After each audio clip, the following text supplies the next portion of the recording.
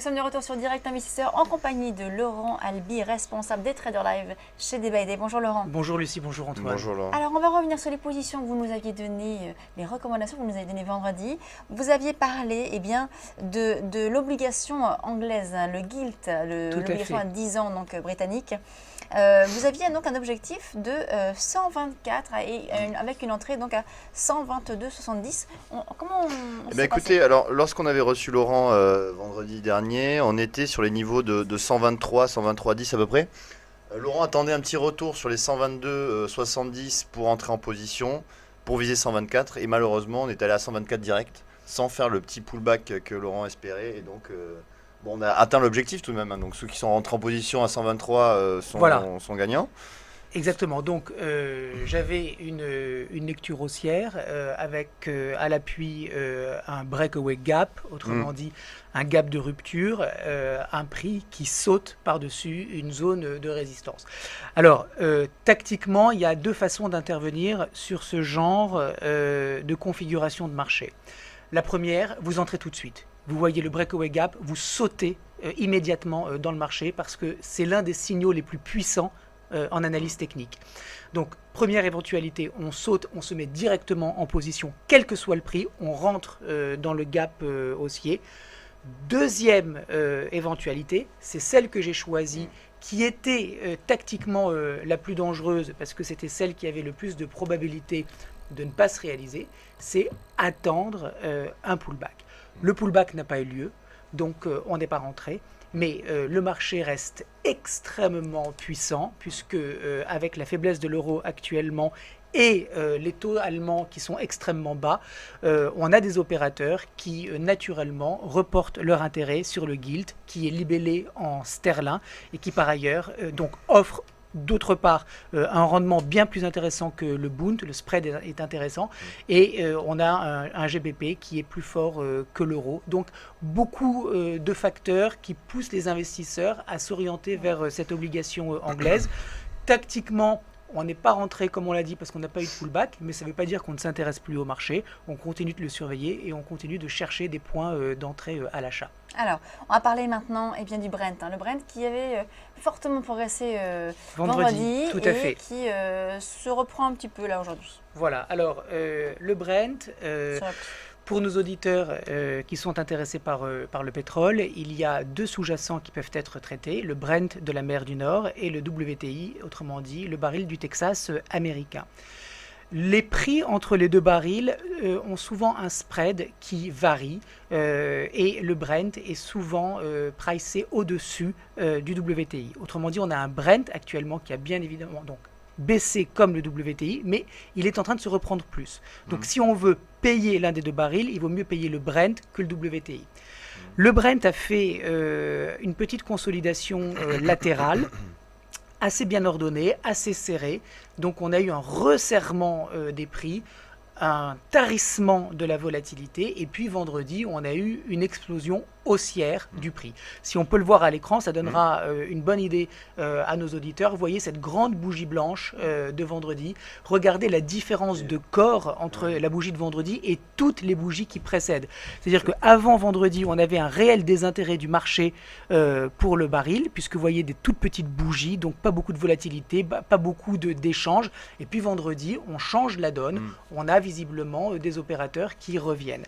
Donc je pense hausse de quasiment 8% vendredi. Oui, donc une grosse hausse, une hausse pour être exact de 7,52%.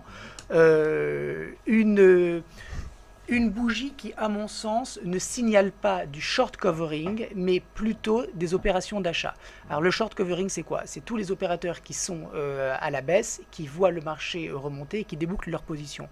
Moi, je crois que c'est peut-être un petit peu de short covering, mais c'est aussi des opérateurs qui commencent à se repositionner à l'achat sur le baril. On a vraiment une construction, hein. On a cette base, vous le voyez, qui a duré vraiment plusieurs semaines sur le baril de Brent. Donc je pense qu'on peut passer à l'achat. Alors tactiquement, c'est toujours le même problème. Je ne pense pas qu'il faille passer à l'achat tout de suite. Vous savez que j'aime bien les replis. Quand je suis long, j'aime bien les petits pullbacks. Quand je suis short, j'aime bien les petites respirations. Alors le risque, c'est toujours le même, hein, c'est de ne pas rentrer sur le marché parce qu'il ne va pas regarder en arrière et qu'il va continuer de progresser. C'est pas grave, je chercherai d'autres points d'entrée, mais le baril de Brent est un gros contrat. Le contrat du Brent est un gros contrat. Autrement dit, dès que vous en achetez ne serait-ce qu'un mini lot, vous êtes tout de suite sur un risque qui va de 3, 4, voire 6 ou 700 $. Donc c'est beaucoup d'argent. Donc il faut un vraiment... mini lot, ça correspond à quoi exactement? Alors un mini lot, chaque centime du prix du Brent, donc quand on dit qu'il est par exemple à 49,33 $. Là, il est actuellement à 51,99 $. Voilà, donc le 99, chaque centime sur le prix du baril représente 5 $ sur le contrat. Autrement dit, vous êtes sur un contrat qui représente 500 barils. Donc, non, excusez-moi, 100 barils. Oui, 100 barils. 100 barils. Oui. Donc, vous parlez du contrat futur. Hein, je vous parle du contrat futur. Donc c'est un petit peu technique, mais ce que nos auditeurs doivent retenir, c'est que quand on achète ou qu'on short du Brent, tout de suite, on prend un risque important. Donc ça veut dire qu'on cherche des prix d'intervention qui sont très proches de notre stop, pour pas trop exposer son capital au cas où on aurait tort. Alors concrètement, alors concrètement, si on remet le chart, on est à 52,07 si je ne m'abuse actuellement. Moi, j'aimerais rentrer sur 50,60 $. Ah d'accord. C'est beaucoup plus bas. Vous attendez un pullback? Ah oui. Alors, où est-ce que je l'attends, ce pullback? Je l'attends sur une zone de support potentiel qui est l'ancienne zone de résistance du petit trading range. Si vous voulez, vous nous la montrer, Antoine. Peut-être en données horaires pour qu'on voit un petit peu mieux. En fait, l'idée, c'est qu'on a eu une consolidation très ordonnée, très serrée, comme je le disais tout à l'heure. Voilà, vous voyez ce niveau des 50 $? C'est ici, là. Voilà, un petit peu en dessous même. Vous avez dit 50-60, vous avez dit. Oui, mais ce que je voulais vous montrer, c'est qu'on avait un niveau de résistance qui devient potentiellement support à 50 $, que idéalement, c'est vrai que si ça retourne sur 50 $, ça serait parfait, mais le risque, c'est toujours qu'on n'y retourne pas. Donc 50,60 $, c'est effectivement un prix qui est acceptable. On place pour acheter. Le stop, on le place à 48,70. Autrement dit, vous le voyez sous ces petites mèches, exactement, voilà, par là, exactement.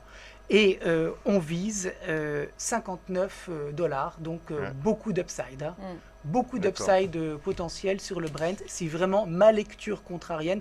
Je vous rappelle que les lectures contrariennes sont des lectures qui payent, mais qui sont des lectures qui sont très risquées. Donc pour tous ceux qui nous écoutent, il ne s'agit pas de prendre une position démesurée sur le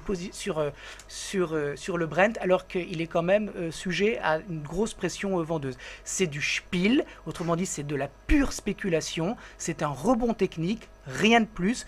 On vise quelques dollars d'appréciation sur le Brent, mais compte tenu de la taille du contrat, ça peut représenter une somme d'argent substantielle. Très bien. Merci beaucoup Laurent Alby, donc responsable des Traders Live chez Day by Day. On marque une pause et on se retrouve tout de suite.